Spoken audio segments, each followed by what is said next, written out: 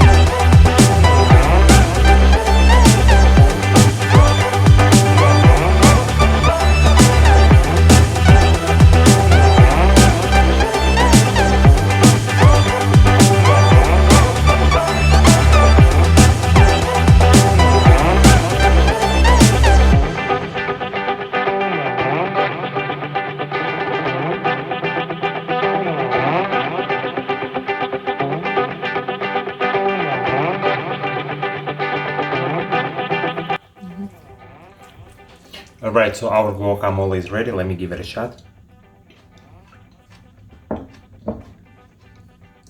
Super delicious. Avocados are outstanding. Creamy. The crunchiness from onions, very nice, so I like it. And I love the idea that I added some cilantro. So you should definitely give it a shot. Try this recipe at home. By the way, my daughter said that she will do another video with me once again. So subscribe, share, and comment. Thank you very much. Have a good one.